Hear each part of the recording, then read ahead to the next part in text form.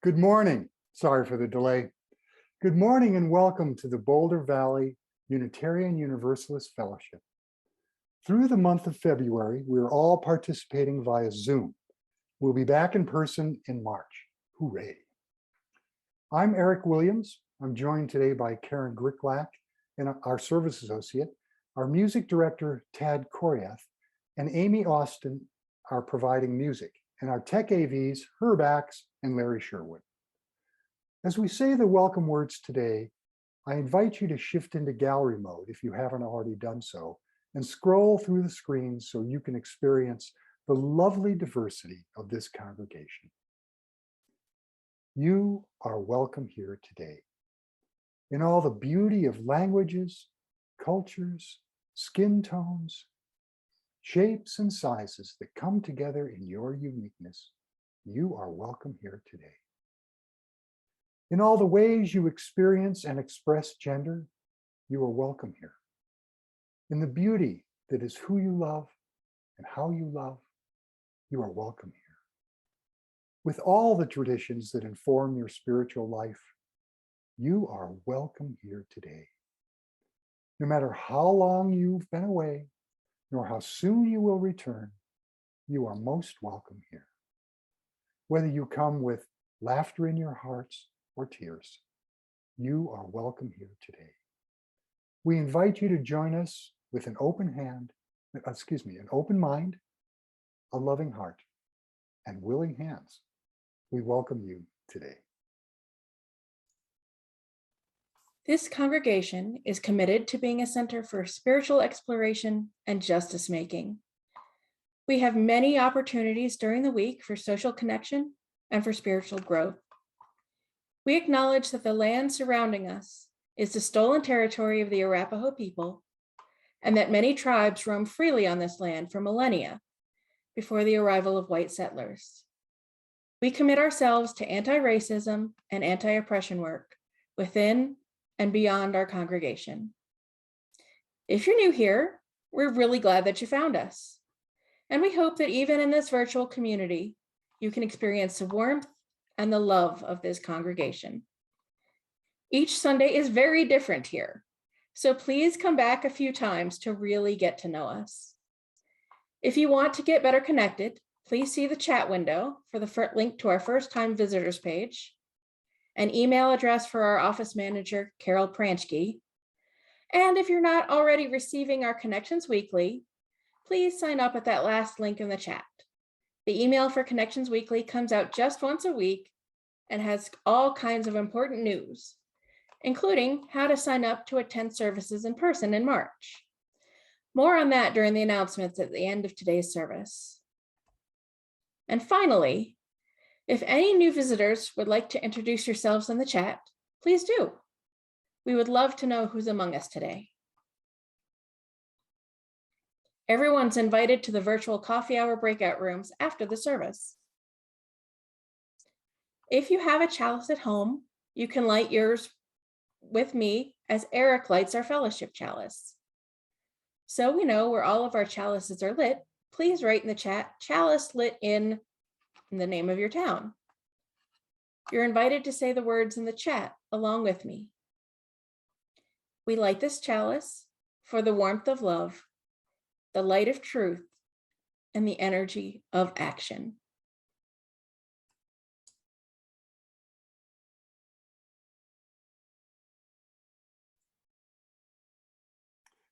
And now I'll sing our bowl again to draw you deeper into this present moment and this, our beloved community. We'll center ourselves with a few moments of silence following the sound of the bowl.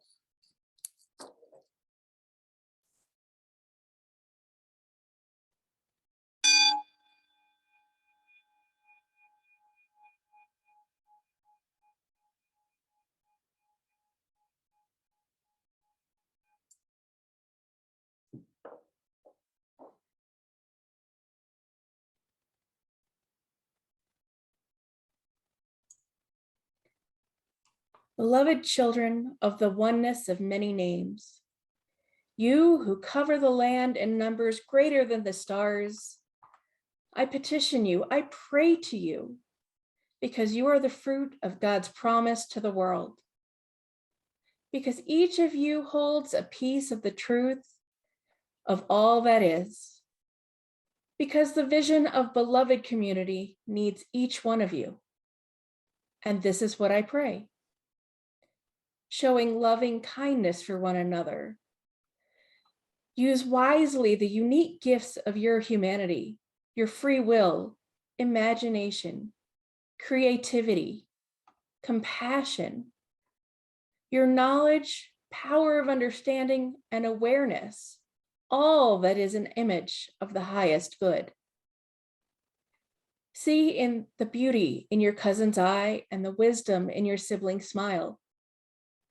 Listen for the truth which is unspoken in each heart. Hold one another with tenderness and allow love to transcend fear. Fear that too often darkens your thoughts and poisons your heart. Come together, followers of Moses, Jesus, and Mohammed, peace be upon them all. Embrace the children and followers of all of the prophets who call us toward peace. And the seekers and people of goodwill adore all that emerges from the mystery of life. Treasure one another. Call forth wholeness for your fellow creatures. Protect and renew the sustenance for life, the earth, the air, the water. Hold the fire with gentleness, use it wisely for growth and goodness. Come together from the deserts, the mountains, the wetlands, and the shores. Lift the veil of indifference, learn to understand one another's plight, and share in the beauty, wonder, joy, and awe of life. Love, mercy, and kindness, and walk humbly with one another and with all creation. Love your neighbors as you love yourself. Give to others the full measure of your goodness, so they will give unto you the same.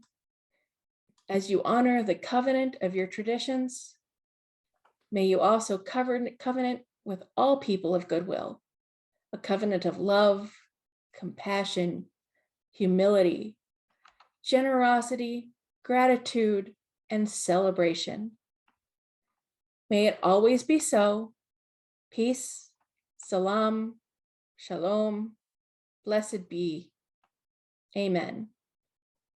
These are the words of Jan Tadeo in her poem, Ibrahim's Prayer. And now if you would please join with us in singing hymn number 1008, When Our Heart is in a Holy Place. The lyrics will be posted in the chat for you. And we are lucky enough to have Tad and Amy live from our sanctuary for us this morning.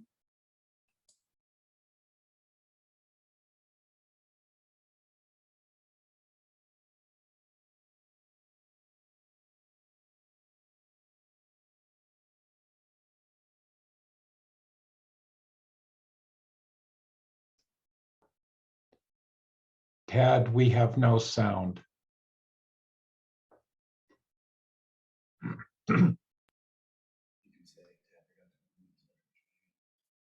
That was our silent warm-up, and now we're unmuted, and we'll do that again. Take two.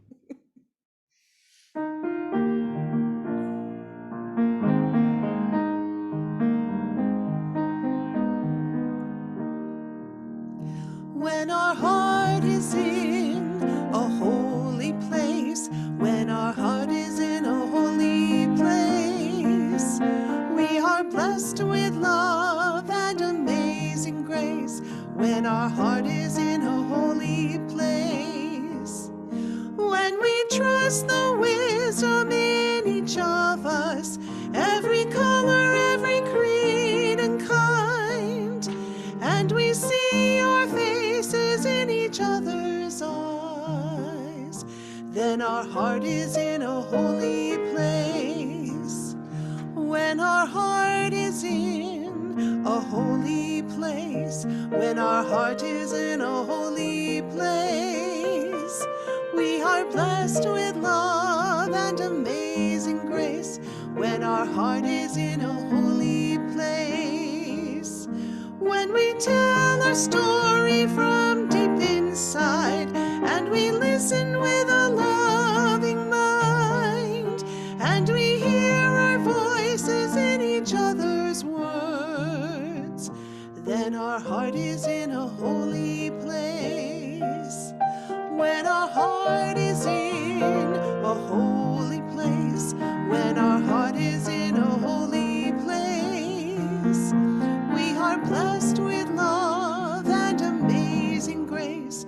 When our heart is in a holy place, when we share the silence of sacred space, and the God of our heart stirs within, and we feel the power of each other's faith, then our heart is in a holy place. When our heart is in a holy place, when our heart is in a holy place, we are blessed with love and amazing grace. When our heart is in a holy place, when our heart is in a holy place.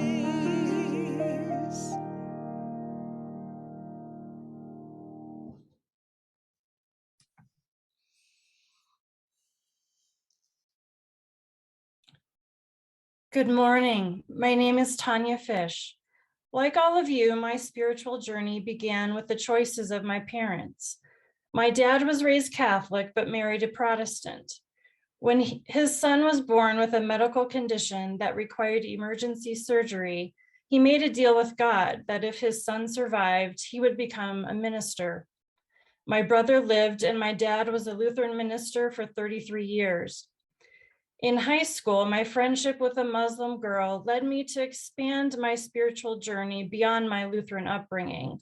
But it wasn't until my late 20s that I found my way to a UU fellowship and realized I did not need to be on this journey alone.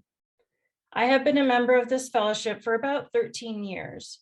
During that time, I have served as greeter, helped with various events, participated in a covenant group, served as a pledge drive steward, been elected as a member of the Leadership Development Committee, and served as co-chair for Path to Membership.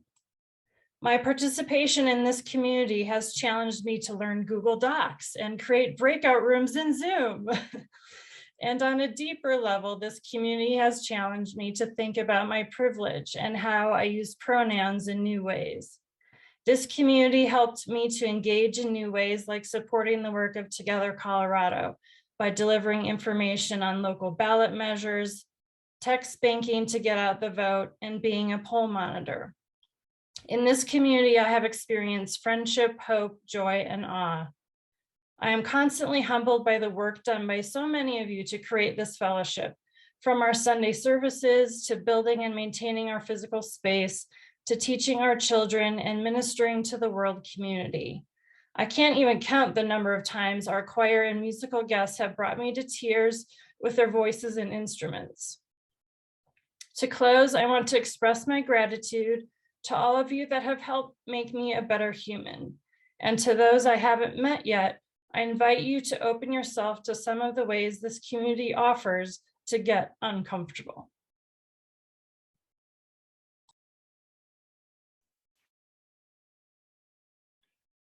Each week, thank you, Tanya, that was lovely. Each week, we remind ourselves of the abundance of our lives and this community by giving half our plate away to those organizations that share our values. Today, we will share our plate with the Boulder Shelter for the Homeless. Founded in 1982, the Boulder Shelter for the Homeless provides opportunities for housing solutions, safe shelter, food and support services for up to 160 individuals year-round. Since March 2007, quite a while ago now, BVUUF volunteers have helped prepare and serve dinner at the Boulder Shelter. It's a direct way to interact with and help people in need. This opportunity is currently on hold during the pandemic. Please give generously to support our unhoused neighbors. After you have made your gift, please answer in the chat the following question. when you speak to yourself, be kind. What does that mean to you?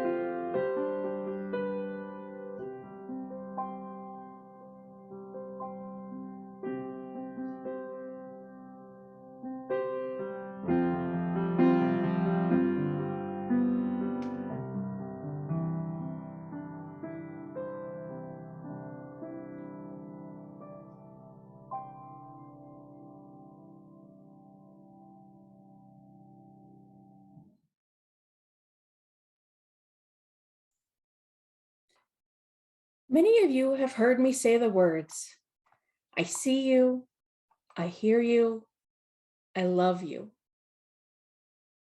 I usually say them after a pastoral blessing if I'm the service lead that day. Some of you hear that little hitch that I have at the end when I'm holding back all the emotions, the thoughts and the feelings that I have for all of you. For anyone who may not have heard me say them or thought them hollow, I want to tell you about them. On any given day, each of us are living our best life, or we're dealing with a sense of loss or grief. Today, we might have a sense of accomplishment or a sense of nothing that we do turns out right. It may be that you did everything on your to-do list and still had time for a coffee with a friend or a neighbor. For others, the fact that you are here today is huge because the enormity of everything is just so much on any given day. Today, some of us might be living our best life, but we can't see it because we are our own worst critic. After so many have shared what is in their heart, be it a joy or a sorrow or a concern, I know that there is so much that we don't say. Every one of you has a unique lived experience that brings you to this point on this day. And I will never fully understand that lived experience, no matter how well I may get to know you. the events of your life that have made you the incredible humans that you are, even if you don't feel that incredible today. The thing is, I see you here today. You showed up. Whatever reason that brought you here, or whatever you had to do to be here, you made it. And that for some is no easy feat, because you had 10 reasons why you were not going to log in today that you overcame. For some, you can't wait to be here every week because it is a part of who you are, and it gives you a sense of belonging. And I don't know all of the reasons that you are here, but I am so very glad that you are. I hear you. I already said that I don't know your lived experience, and there's 100% chance that I don't understand all that you said this morning. I don't know if your brother who is going through stuff is the one who you fought with as a kid, but you bonded with by unsuccessfully attempting to hike the Appalachian Trail with. I don't know if your friend who is unwell may be the person that you sat up drinking cheap Boone's Farm wine with over a breakup back in college. And they know your whole heart, and they know when to call you out on your stuff. I too get sad and empathize your losses, and I want to celebrate the wedding anniversaries or the great hikes or the new babies with you, even if I've never experienced them. I hear you when you tell me your heart. I may not remember all the details, as I am human and my brain is fallible, but I listen. For you are important. Lastly, and the biggest one of all, I love you. I really do. All that comes together in your uniqueness is amazing. The wishes that I have for you are enormous and too much to put into proper words. I want you to be well, to be whole, and for the bad things to get better. And if they can't get better, at least to be gentler. I want tomorrow to be your favorite kind of weather. I want you to have the energy to do what you want to do. Now, that said, I don't live in a fantasy world. I know that life doesn't go how I wish it to be most of the time. But I have to operate with hope and with love. It's the only way I can get up in the morning. So 9 words that I know I need to hear sometimes, and that I know you do. Words that I hope help you realize that you are important, you are amazing, and you are incredible. I see you, I hear you, I love you. And since I'm already crying, why don't I bring you along with me? So if we could all sing together, hymn number 1053, How Could Anyone? The lyrics will be in the chat. Ah, that song, that hymn does get me.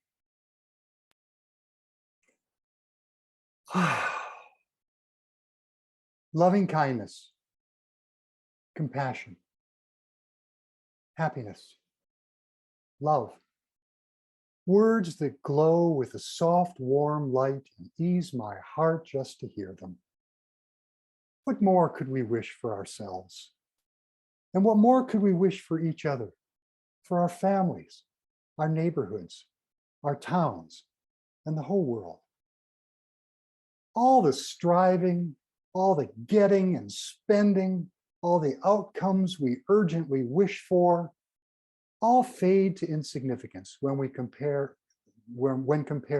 to feeling loving kindness, compassion, happiness, love.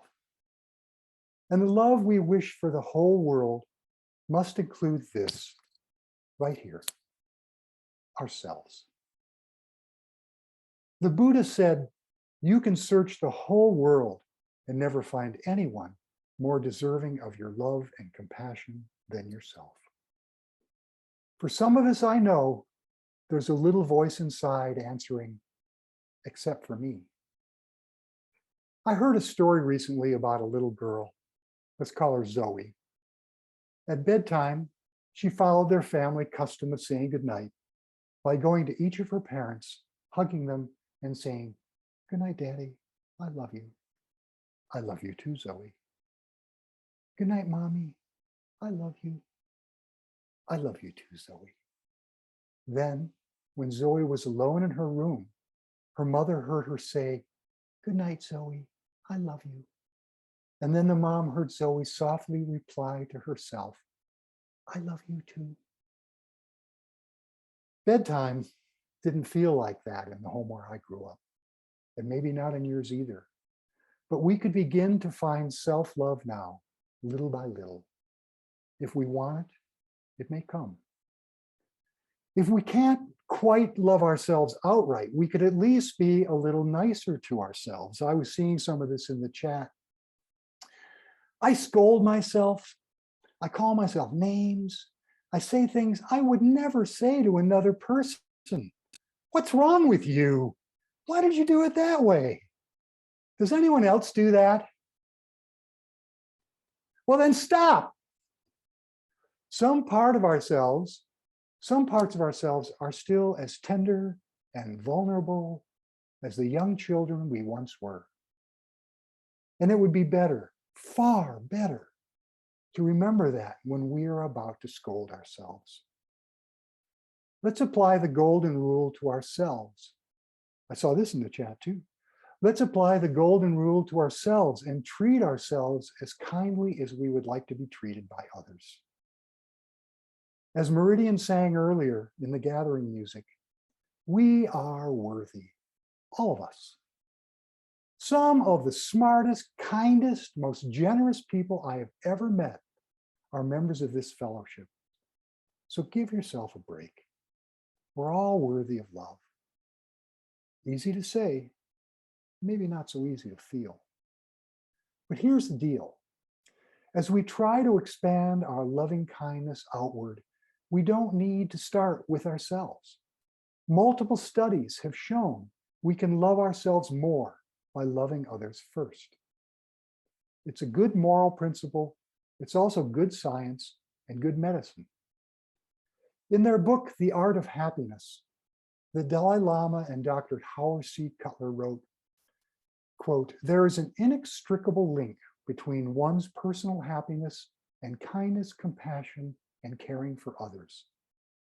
And this is a two-way street. Increased happiness leads to greater compassion, and increased compassion leads to greater happiness.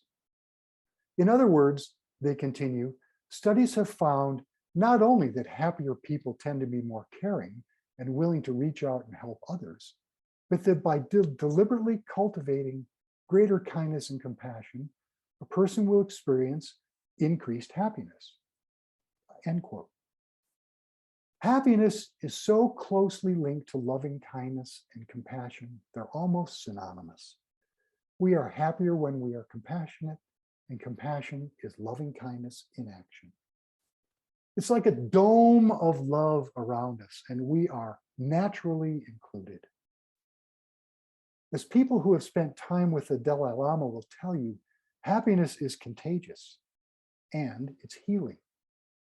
As Kendra Cherry writes for the website Very Well Mind, happiness helps people build stronger coping skills and emotional resources.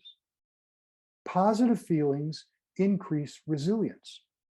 Resilience helps people better manage stress and bounce back when faced with setbacks.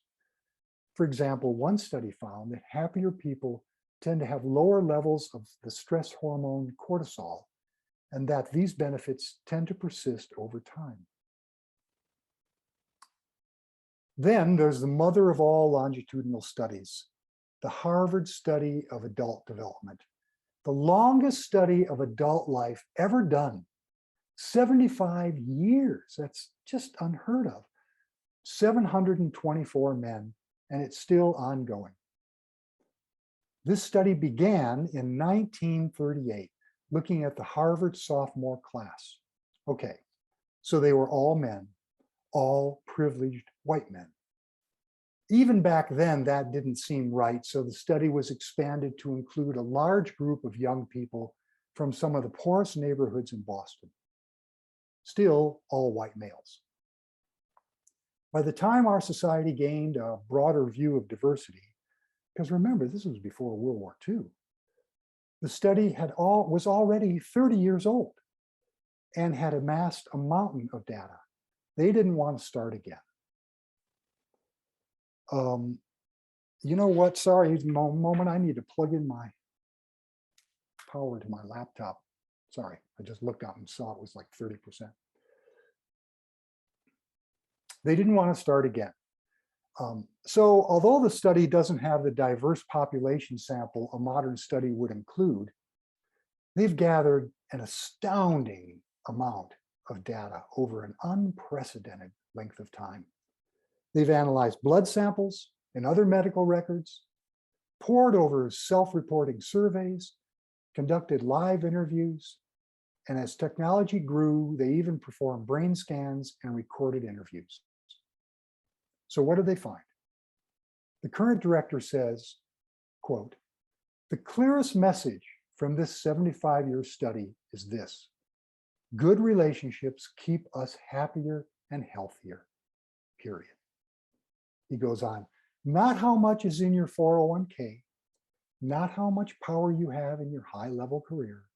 No. The biggest predictor of your happiness and fulfillment overall in life is basically love. Isn't that what the current Dalai Lama has been saying? And for just about that long? Isn't that what the Buddha said so long ago? And Jesus and Muhammad? Loving kindness, compassion, happiness, love. The study also makes it very clear that loneliness kills. Not only were the lonely people in the study less happy, their health declined earlier in midlife, their brain functioning declined sooner, and they lived shorter lives. Conversely, people who were most satisfied with their lives in their 50s were also healthiest in their 80s. So really lasting benefits. We need each other. Our fellowship is a microcosm of the interdependent web of all existence. Interconnected, interbeing. Those of us not in long-term relationships can cultivate friendships here and join our covenant groups to keep from falling into isolation and loneliness, especially during this pandemic. Tanya's testimonial is a tribute to the dynamic ways we can engage with this community. So let's say a prayer of gratitude for this fellowship and for its resilience and tenacity during this interminable pandemic. We aren't going away, and every one of you is part of us. We need loving relationships to thrive, and you can find them here. That's why I'm eager for us to gather together again in person in a few weeks. Our long-term well-being may depend on it. Thomas Merton, author, poet, and Trappist monk, was moved by the same universal truth of love and compassion when he said, "We do not exist for ourselves alone." And it is only when we are fully convinced of this fact that we begin to love ourselves properly and thus also love others. All of this loving kindness I've been talking about, is aspirational for me. This is what I want in life, however far from it I am today. If you ask the guys in my hiking group if I'm filled with loving kindness, they'd probably laugh and say, well, he's full of something. And it's true. But may my words travel from my lips to my own heart on their way to yours. This is what I believe. God is love, and love is God. Let's circle back to Thomas Merton for a moment. In The Seven-Story Mountain, he wrote, from his devout Christian perspective, it is, quote, "It is only the infinite mercy and love of God that has prevented us from tearing ourselves to pieces and destroying his entire creation long ago. People seem to think that it is in some way a proof that no merciful God exists if we have so many wars. On the contrary, consider how in spite of centuries of sin and greed and lust and cruelty and hatred and avarice and oppression and injustice, spawned and bred by the free wills of men, the human race can still recover each time and can still produce men and women who overcome evil with good, hatred with love, greed with charity, lust and cruelty with sanctity." Beautifully said. But what if we substitute the word love for God and drop a few of the related words? Then we get this after I have a sip of water.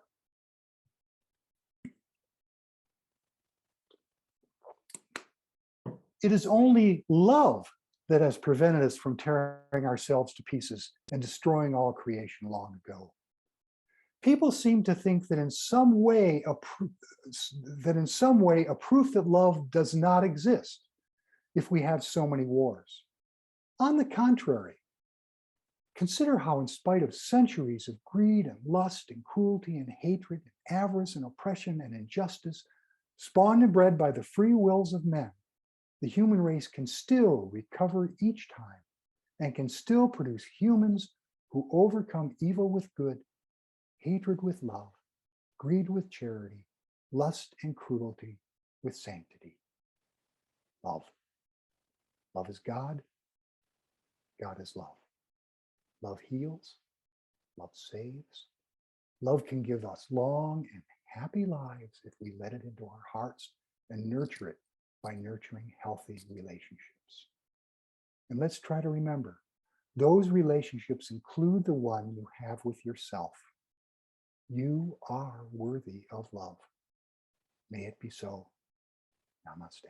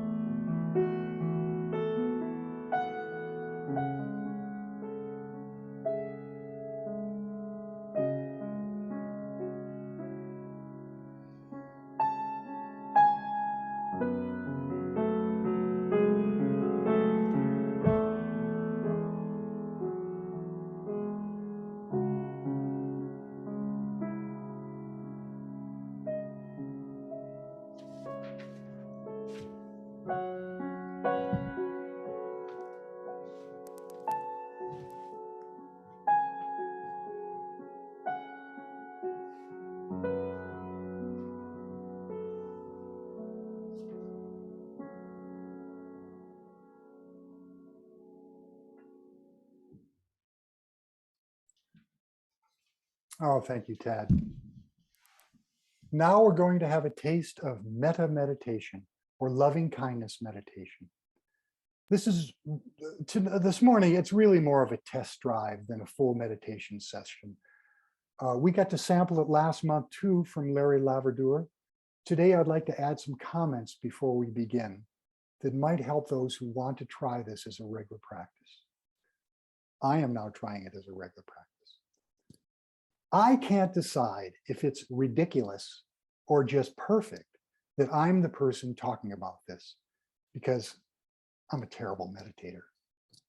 I know there are some, and I know there are some very experienced ones in our congregation.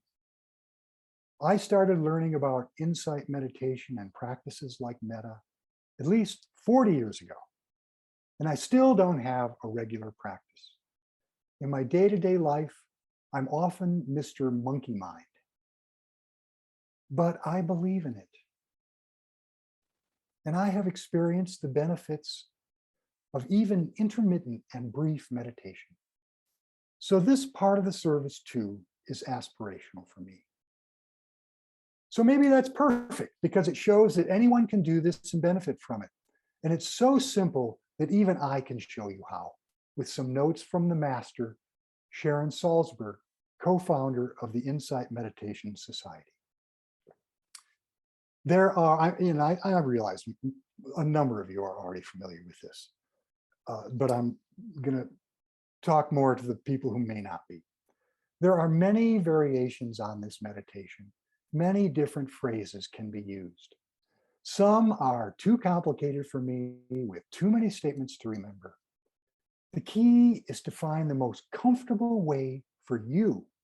Substitute any words or phrases that work for you.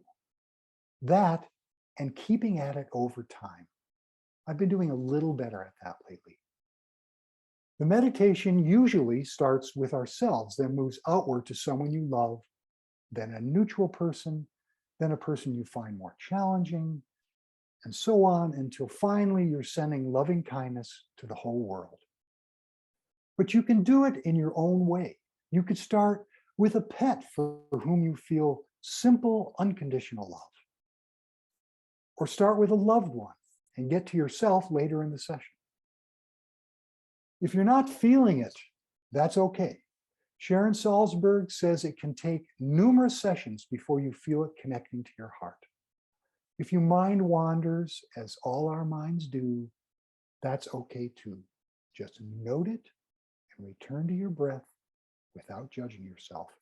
Everyone's mind drifts. And even in the drifting, there is real benefit in meditation. It's simple, but it's not easy. There's more I could say about Sharon Salzberg's guidance, and if you like, we can discuss it further in the chat with the service leaders after the service. Of course, you can also Google loving kindness and, let me just go on forever. Okay, so let's give it a whirl so you can get a taste of it. I'll speak the words I'm currently using, the words I have found really comfortable for me. So make yourself comfortable wherever you're sitting, feet on the floor if you like, hands resting in your lap if that works. You may close your eyes or soften your gaze. First, we'll take 3 deep breaths to center ourselves. And when you exhale, imagine your breath flowing out of your heart. Okay. Picture yourself as you are now, or imagine yourself as a young, vulnerable child. Then say to yourself, may I be filled with loving kindness. May I be safe from inner and outer dangers. May I be well in body and mind. May I be at ease and happy. Now, I usually say each verse at least 3 times, or even like 5 minutes each. But today we will say them twice. It's just a sample. So, may I be filled with loving kindness. May I be safe from inner and outer dangers. May I be well in body and mind. May I be at ease and happy. Now think of someone you love dearly and offer those words to them. May you be filled with loving kindness. May you be safe from inner and outer dangers. May you be well in body and mind.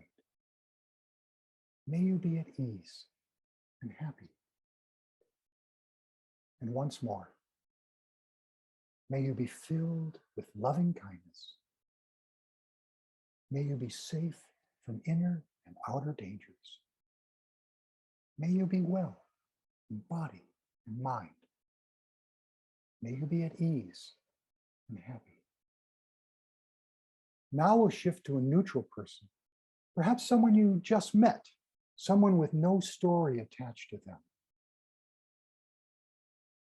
May you be filled with loving kindness. May you be safe from inner and outer dangers. May you be well in body and mind. May you be at ease and happy. And once again, to this neutral person, may you be filled with loving kindness. May you be safe from inner and outer dangers. May you be well in body and mind. May you be at ease and happy. Now picture someone you're having difficulty with and try to send these thoughts of loving kindness. Sharon Salzberg has a lot more to say about these elements. Not as simple as it seems. But here we go to the difficult person. May you be filled with loving kindness. May you be safe from inner and outer dangers. May you be well in body and mind. May you be at ease and happy. And once more, may you be filled with loving kindness. May you be safe from inner and outer dangers. May you be well in body and mind. May you be at ease and happy.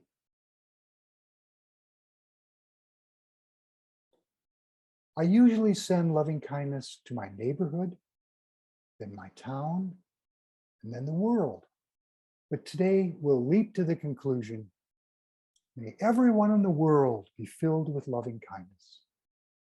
May everyone be safe from inner and outer dangers. May everyone be well in body and mind. May everyone be at ease and happy. Let's do that one more time, and then I'll ring the bowl to guide us back to this gathering. May everyone in the world be filled with loving kindness. May everyone be safe from inner and outer dangers. May everyone be well in body and mind. May everyone be at ease and happy.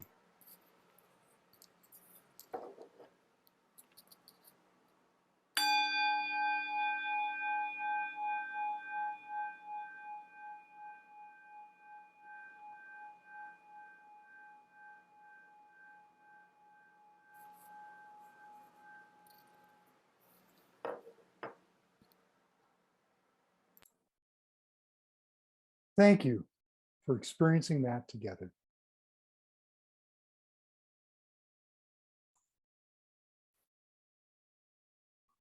And now Karen will lead us into joys and concerns. From this tender place, I invite us into our time of community connection, our time of sacred sharing. If you'd like to share a joy or a concern, you can type it into the chat window, sending it to everyone, and let us know briefly what is in your heart today, and I will read aloud what you share. If you would like us to be able to follow up with you, please tell us your full name and where you live, and Eric will put a stone in our sacred waters on your behalf. Beloveds, it is good to share these milestones with you, these joys and sorrows and concerns. I wish I could do the job that Reverend Lydia does and address them directly, ad lib, joys of community, deep concerns of depression, war, health, surgeries.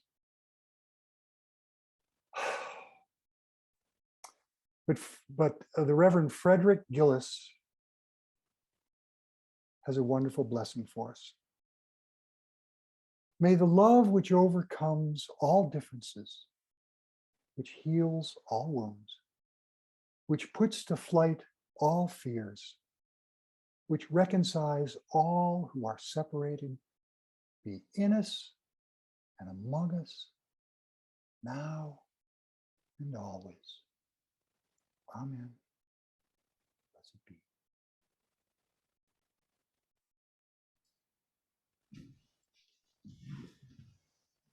We have another piece to sing together. This is a continuation of the beautiful meta meditation that Eric led us through.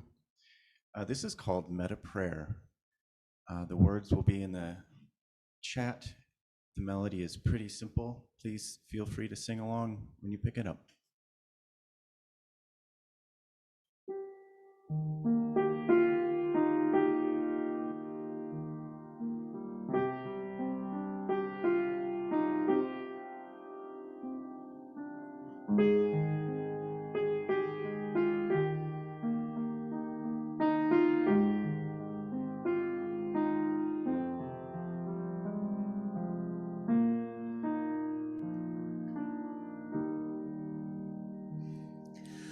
May all beings be happy.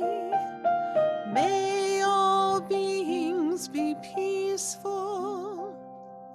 May all beings awaken to the light of their true nature. May all beings be free. May all beings be happy. May all beings be peaceful. May all beings awaken to the light of their true nature. May all beings be free. May all beings be peaceful. May all beings be safe. May all beings awaken to the light of their true nature. May all beings be free. For as long as space are dear and sentient beings endure, may we work with love to dispel the suffering of the world. May all beings be happy. May all beings be peaceful. May all beings awaken to the light of their true nature. May all beings be free. May all beings be happy. May all beings be peaceful. May all beings awaken to the light of their true nature. May all beings be free.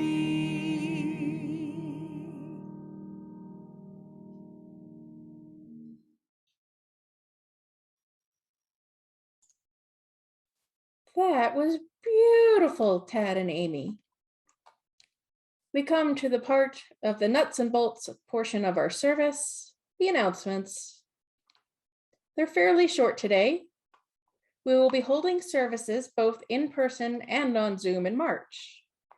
The reservations team is accepting your seat requests for the sanctuary using a Google form, and you can find that link in the Zoom chat or in your weekly Connections Weekly if you're on the info@BVUUF list. In a change from our previous reservations process, we are now all are welcome to attend services without a reservation in the fellowship hall, where we will pipe in the service video with audio. And as in the past, if there are empty seats in the sanctuary, people attending in the fellowship hall who requested sanctuary seats will be invited to fill those seats.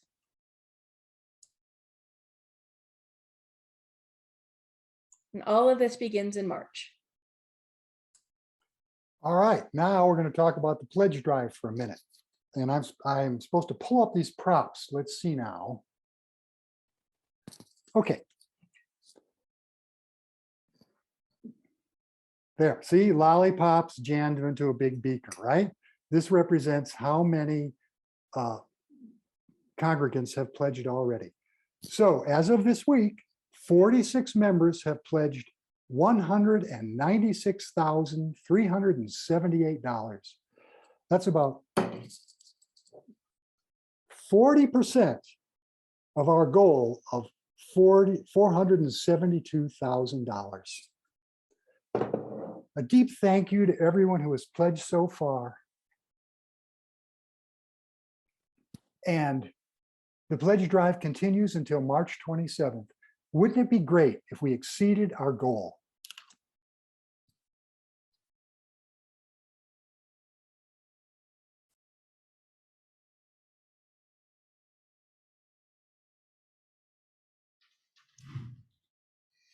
Am I up? All right. Hello, friends. One more quick announcement for you. So way back in March of 2020, my wife Emily and I had planned to give an art song recital in our new sanctuary that had to be canceled as the pandemic arrived.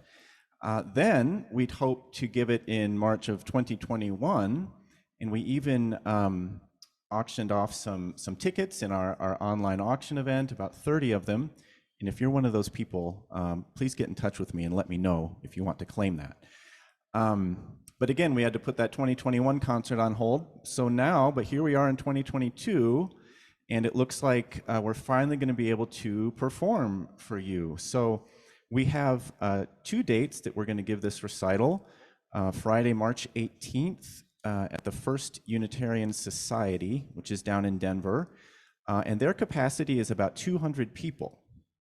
And then the next evening, Saturday, March 19th, we're going to present the recital here in the sanctuary, and the capacity is 65 people. Various safety protocols for attendees as well as artists will be followed. So if you're interested, keep your eye out for a link to register, which will be in Connections Weekly. I'll also send out an email. If you want to just get in touch with me, you can send me an email or give me a call. Just let me know that you're interested in attending, and I'll register you for you. Well, there you go. We hope to see you in about a month from now at our art song recital. Thanks. And now we'll sing together one more time to close our service. This is one of our favorites, Blue Boat Home. I wanted to share with you that I had never heard this song before I came to BVUUF, which was about 5.5 years ago. And it just touched me so deeply. I felt swept away by the music and the lyrics, and I knew that I had found a place where I could care and be cared for, and also, before I even knew those words were part of our covenant. So this is just something that really fills me with love and hope.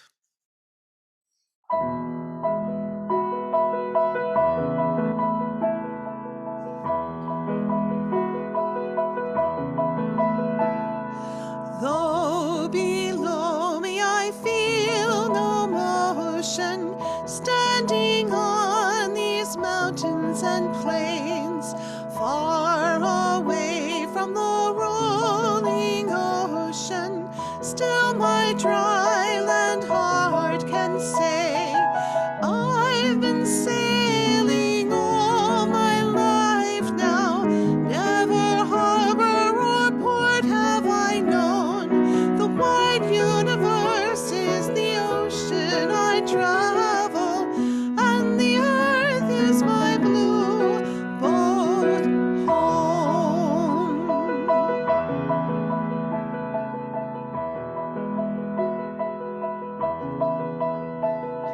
Sun, my sail, and moon, my rudder, as I ply the starry sea, leaning over the edge in wonder, casting questions into the deep, drifting here with my ship's companions, all we kindred pilgrim souls, making our way by the lights of the heavens and our beautiful blue boat home.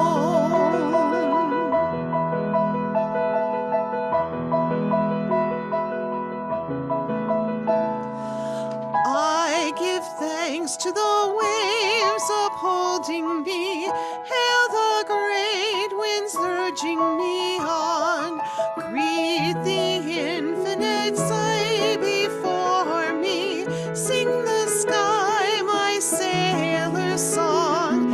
I was born upon the fathoms, never harbor or port have I known. The wide universe is the ocean I travel, and the earth is my blue boat home.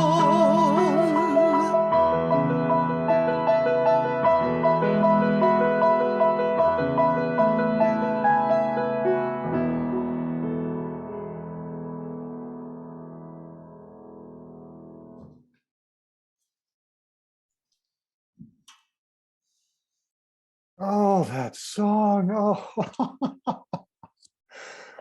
Annie Liggett just said she wants it sung at her memorial. And, me too. Somebody make a note of that, please.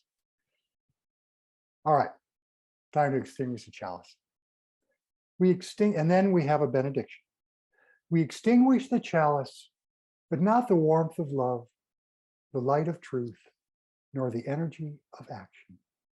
These we carry in our hearts until we meet again.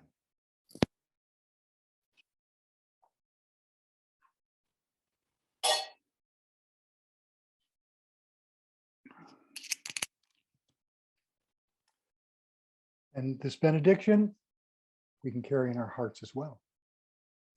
Today's benediction is from Paul and Mary Gibbs' daughter, Sarah Gibb Millspaw, and her husband, John.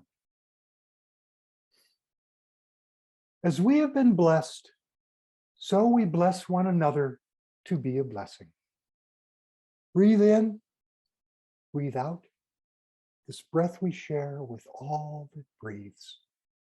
Feel the love of the universe flowing through this community into you and out into the universe again. Let the love of all the universe, your love, flow outward to its height, its depth, its broad extent. You are more than you know and more beloved than you know. Take up what power is yours to create safe haven, to make the earth a heaven. Give hope to those you encounter, that they may know safety from inner and outer harm. Be happy in that peace, healthy and strong, caring and joyful.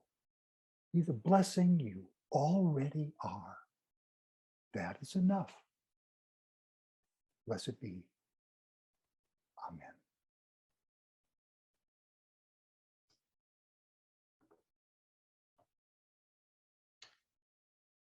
Thank you, everyone, for being with us today for this beautiful service. If you'd like to take part in a chat with service leaders or in virtual coffee hour, stick around a minute. If not, have a great afternoon. You should be able to choose your own breakout room today. If not, I'll help you in a moment, so hang in there. You should see a breakout rooms button among your Zoom controls.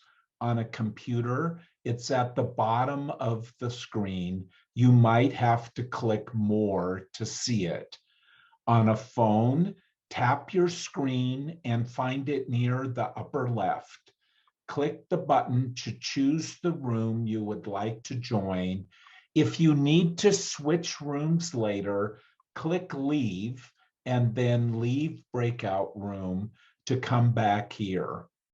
If you're not seeing the breakout room controls, please use the chat window to say whether you'd like to go to the chat with service leaders or to virtual coffee hour, and I will send you there. If you see a pop-up box asking you to join a breakout room, please accept. So you can go to your breakout rooms.